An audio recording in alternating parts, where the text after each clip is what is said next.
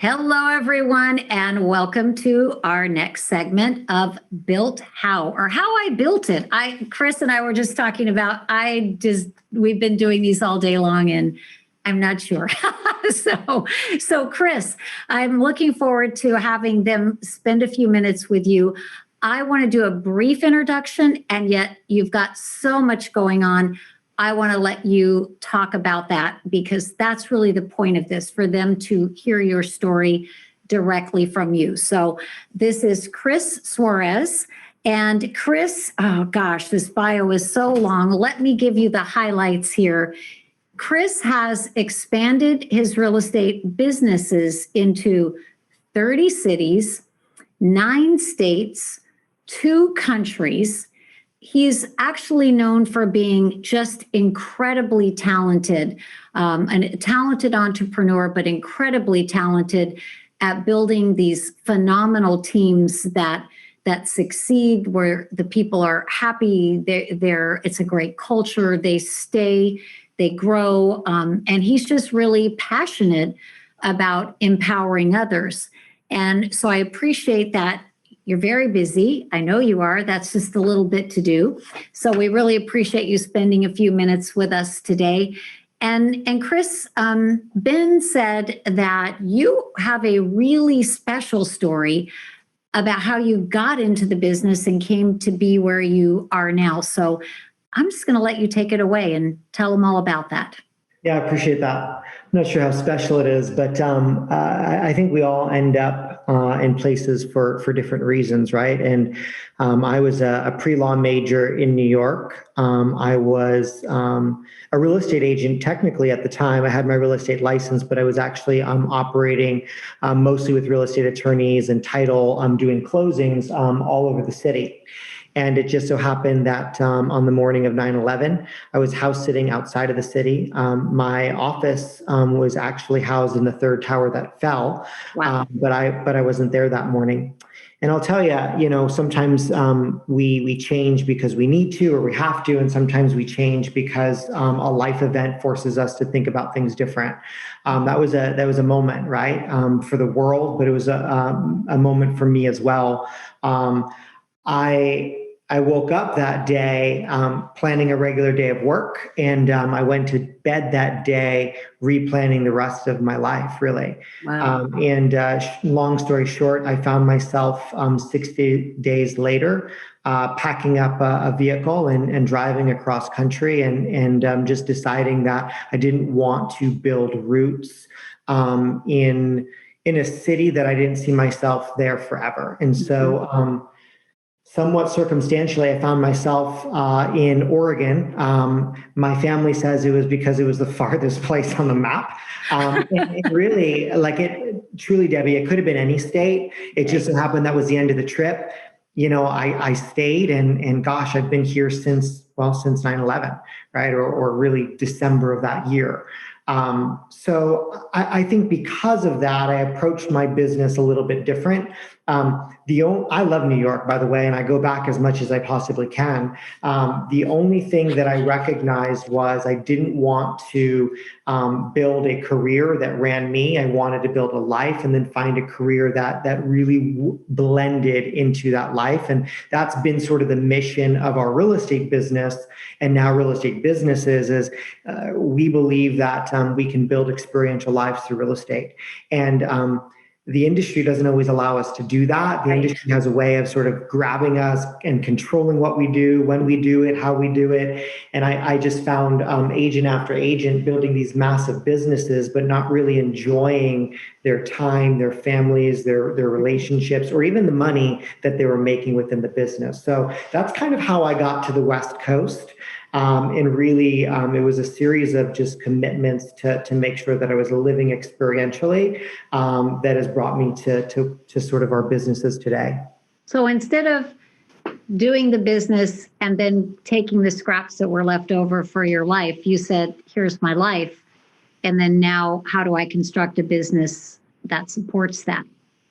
Yeah. And I know you agree with me that it's easy to say that. And it's oftentimes easy to lose sight of that. And Sure. And right, that was my path to the West Coast. I started building a business, and wouldn't you know it, it began to take over my life. And it was probably a year after I got married that my wife came to me and said, "Hey, listen, I love you. I know you love me, but there's this sort of third piece of our marriage that's called your business, and you're more married to the business than you are to me. I don't want to get in the way of that. And so, like, you just need to figure this out. Like, do you want to be married to the business, or do you want to be married to me?" And again, that was that second wake up call, me saying, "Gosh, I said I wasn't going to do this." And once again, sort of the theme of my life, I decided, well, I don't know how to fix the business, so I'll just move. And so I moved from Eugene, Oregon, interestingly enough, up to Portland, Oregon, just honestly to get away from the business that I just didn't know how to structure the right way. And the reason why I share that again is because after that, I said, there's got to be a better way to run a business. And I finally convinced myself that I wasn't in a sales business, but I was in a systems, tools, and models business. And if we built the systems the right way, then the sales will happen. And I just didn't have to be at the beck and call of a sales business. I had to be the creator of a systems business. Okay. So therefore then a team. Correct. Right? Yep. Okay. And so then when you think about starting over from scratch, so Ben's notes to me was have him talk a little bit about how he started. So is that when you then developed your first team when you moved to Portland? Yeah, it was, in fact. And you know, this is what I always say if someone's going to start. I think we can build massive businesses lots of different ways, as people that have been on the session today has seen, right? There are many different ways to build a big business. We just need to choose one way. We need to choose the activity that we're going to do to at least get business in the door. And so for me, I took a step back and said, well, I'm a firm believer that real estate will always be a relationship-based business. The fastest way for me to get into relationship with people is actually face-to-face. I'm not great on the phone. I'm not great behind an email. Like, I am good face-to-face in a relationship business. And so to prime that pump, to prime that business, when I started over, every time I started over, I went to my go-to, which was open houses. Okay. And there are lots of different ways to do opens, but my mindset around that activity, and I think a real estate agent's mindset around any activity, is how do I add people to a database such that if I build systems around that database, I could build relationships with those names and those people, and then the business can grow. So my goal was to do as many open houses as I could in the schedule that I built for myself. And the goal was to add 2 people to the database every time I did an open house. So I do 4 or 5 open houses a week. I'd add about 10 names to the database a week. And wouldn't you know, you do that consistently for a couple years, 2-3 years, and we built a $1 million business, like a net $1 million business in 3 years of just being consistent around one thing. Yeah. And I know that COVID has made open houses a little weird, and that will pass and we'll get back to them. And of course, they're happening across the country in different versions. It's interesting, though, that my start in the real estate business at the age of 18, open houses. Every Saturday, every Sunday, extended time periods, Friday, sometimes Thursday afternoon. And people often say, open house. And I'm thinking, wait, people are coming to you. And then just as you said, you convert the ones you can, you nurture the others, and you start to build that database. What other lead generation levers do you, as you're working with your team agents, what do you guys focus on? Because it's always about, we've got to get the leads. If we don't have the leads, we don't really have much going on here as a business. Yeah, so I would say this. I think the most important piece is to not add too many levers until we have perfected the first one that we chose. And that's the danger, I think, is that we hear, gosh, we have to have multiple legs of the stool. Fact. But to launch and to start building, we need to make sure the first leg that we screw on is tight and sturdy. And so for me, it was that one lead gen strategy up till we did about 20 million in volume. And then I took a step back and I said, okay, well, Now we've perfected this. Now what's the next one? The next one was cancels and expires, right? These are old school lead gen strategies. I know. It's exactly what I did. I did the same thing, moved right to the expired market, and loved them. And then the third leg of our stool was investors. I love real estate. I believe real estate is a wealth building strategy. And so you can build wealth by holding real estate, and you could build wealth by flipping real estate. Mm-hmm. And so we actively went out and built a group of people that wanted to build wealth through holds. And we built a small group that wanted to build wealth through flipping. And those were my three legs to the stool. Now, while I was building those out, this became a $20 million business. The cancels and expires became a $20 million business, and the investors became a $20 million business. And you look up one day, and when I say one day, right, 4 or 5 years later, and we have a $60 million business. And then Sphere showed up because now I'm doing multiple transactions. And that was sort of the, I'll call it the seat of the stool. We put the Sphere on top of the three legs, and then we had, $100 million business because we had 4 or 5 streams of leads and business showing up, but each one is built around the system. And it was people like you that have come into the industry and said, gosh, what if we go out and find the best at each strategy and share what those strategies are?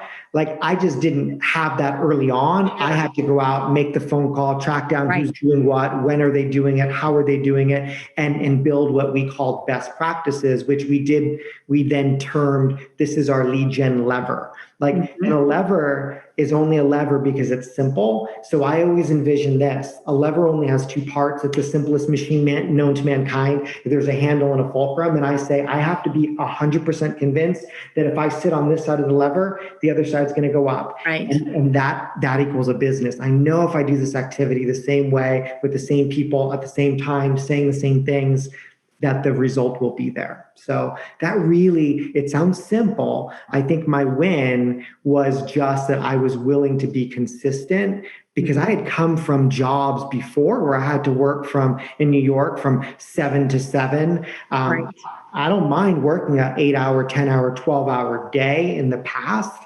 And so then I just brought that into real estate. Well, if this is going to be my job, then I'll build a schedule just like I would if someone had hired me.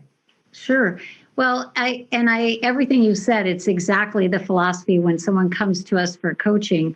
We start with, who are you? What are you passionate about? You like being in front of people, right? So we would take someone like you and say, you need to be in front of people. You don't need to sit in a back room, on an auto dialer all day. Could you do it? Sure. Would that be the best fit for you? It wouldn't have been, right? Yeah. And then next, looking at, okay, if you have those 3 key systems, perfect them. Predictable results come from a predictable process. I would imagine you probably still are always tweaking and fine tuning. Yes. What's so interesting is if I came to you and you were coaching me early, you may have said, Chris, I don't know what to do with you, because I actually was not good on the phone. I don't know. You remember that I had to coach Ben, right? I was Ben's coach 13 years ago. I have a feeling I would figure it out. You're out of the fact. You would have. But what's interesting is I wasn't good on the phone. I wasn't good face-to-face. The only thing I was good at is I knew I loved business, and I was willing to do anything for a period of time such that I earned the right to run a business. So you're right. I sit back now and I say, gosh, I love business. I love figuring out simple solutions to the complex problem. In order to earn the right to run that business, I had to get in and do work. I had to get in and lead generate. I had to get in and convert. I had to get in and learn scripts. I had to get in and be uncomfortable, because Ben would know that I'm best probably in a little office with the door closed and not a lot of people in my world. Mm-hmm. And yet I was able to build a big business doing something that's highly uncomfortable for me, sitting in front of people, meeting strangers, having conversations. A couple of things just to go back to, you talked about the investments, and what I don't want people to miss about that is you can take one client and over a period of 5-10 years sell them multiple properties, and then they get excited and they tell their friends, and then you sell their friends' investment properties. And I don't know if you found this to be true. What was awesome for me about open houses, sometimes those were those young first-time buyers, and then 2, 3, 4, 5 years later, they just started selling and moving up, and it just like caught on fire, right? It just took off. But I do want you to talk about this for me, please. When people come to us for coaching, I would say there are three things I hear the most. I get business from the people I know, and yet I don't do much to work them.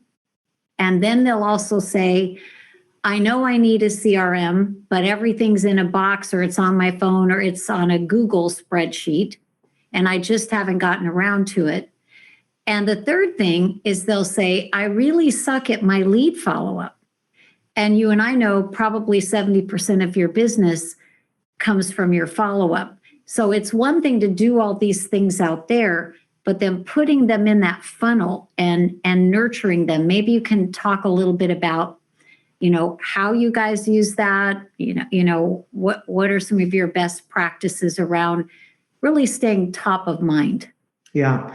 Well, I think the first thing I would say is a lot of times we meet someone, we immediately want to put them on some campaigns, and right, like there's lots of numbers and conversions out there, like 33 touch and 12, like there's all these numbers. And the one that we miss the most is, as soon as I meet you, or as soon as we have first contact, whether it's face-to-face, whether it's text, whether it's email, that I have to do my job at building some sort of relationship, and the relationship then earns me the right to put you in the campaign. A lot of people will say, well, I use the campaigns and they don't work. And I always say that's because your team, your business, yourself, we're missing that relationship building piece of the campaign. So for me, when you unpackage the CRM, the first few touches is just making sure that we connect on a person-to-person level. Even if it's automated, just wanted to let you know,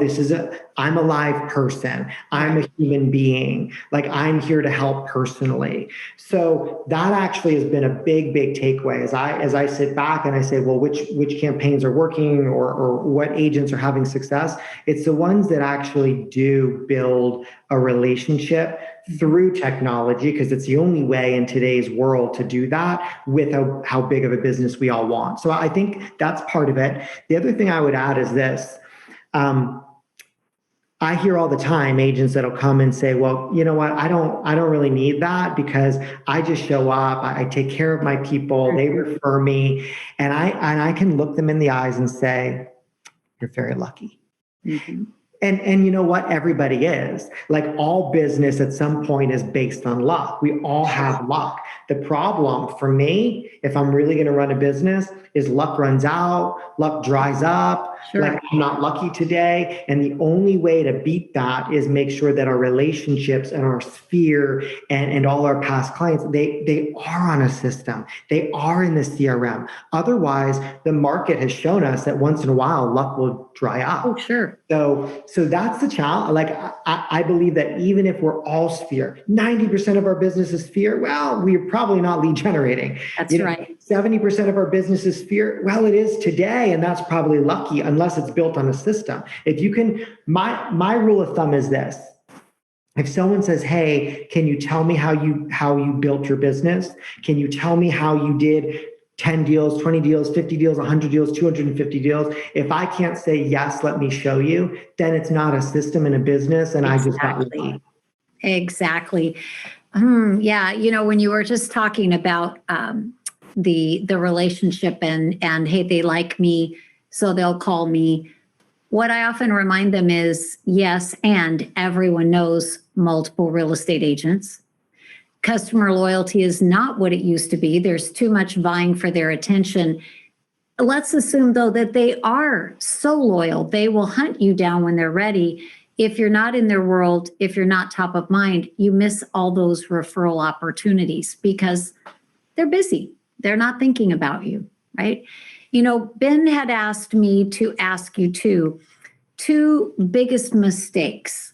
I don't Oh no, not two. He said, tell us in 2 minutes.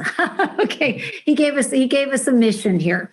And that's a big ask, right? So in 2 minutes, if you could talk a little bit about the biggest mistakes that agents make when they're thinking about setting up their lead gen strategies. And I think you touched on a few things, but if you were to kind of sum it up for them.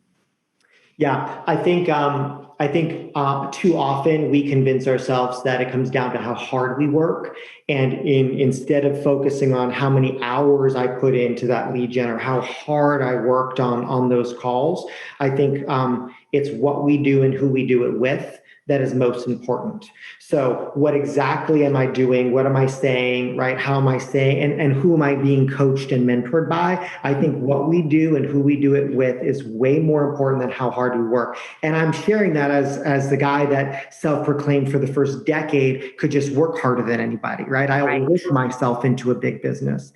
The other thing I would share is I just think that human beings are inconsistent. Just look around. Like we humans by nature are inconsistent because consistency is ridiculously boring. And Debbie, if we screen shared my calendar is as consistent today as it was a year ago, 3 years ago, 5 years ago, 10 years ago, 20 years ago. I'm just that guy. I wake up and Monday always looks like Monday, Tuesday always looks like Tuesday, Wednesday, Same Thursday. here. Yeah. Like it's the master the art of repetitious boredom, right?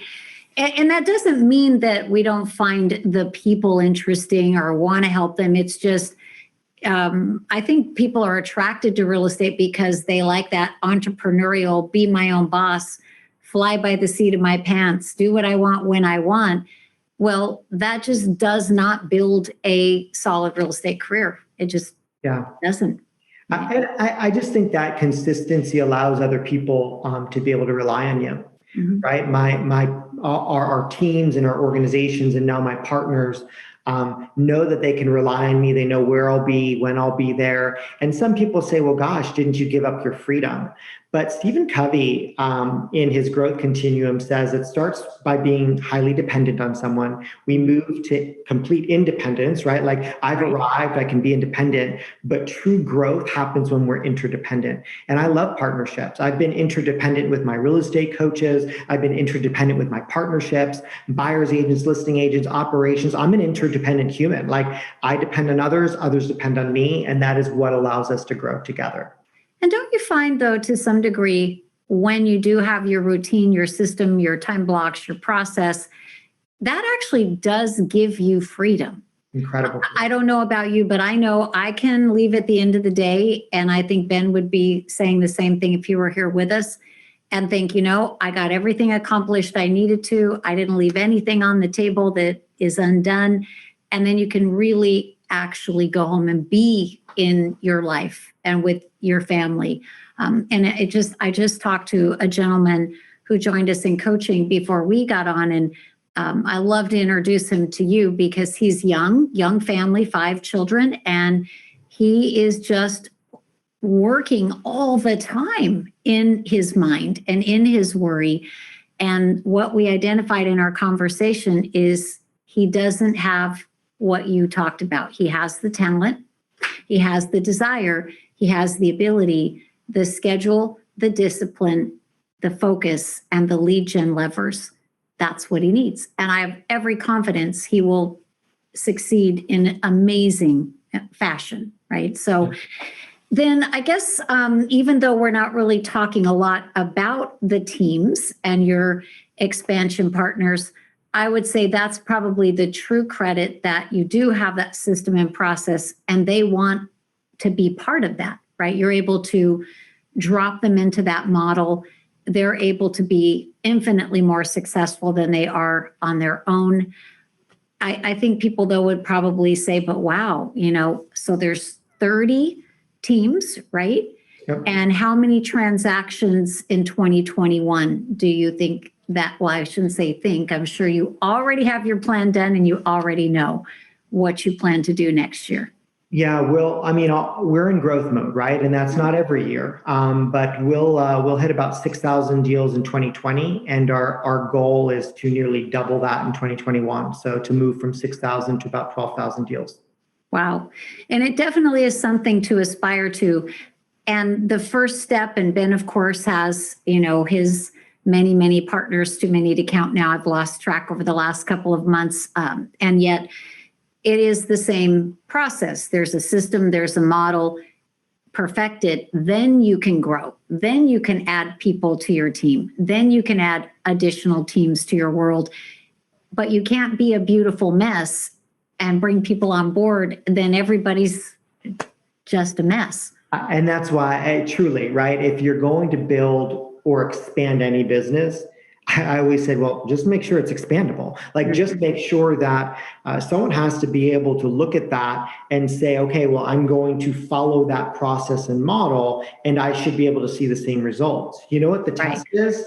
Are our partners more profitable? Did their profitability go from 20 to 25 to 30 to 35 to, if my profitability is close to 40%, well, then the model will get you there, right? If my model can net $1 million, then anybody's model can net $1 million. Now, if it's broken, I will tell you, expanding you're just creating a bigger mess. It's like you're expanding a mess. So instead of a mess in one city, I have a mess in 30. So that's why I've always said real estate is not a sales business as much as it is a systems, tools, and models business, which means the operational talent in this industry, it needs to be second to none. Like, there's incredible opportunity for operational talent. And here's what I know about our industry.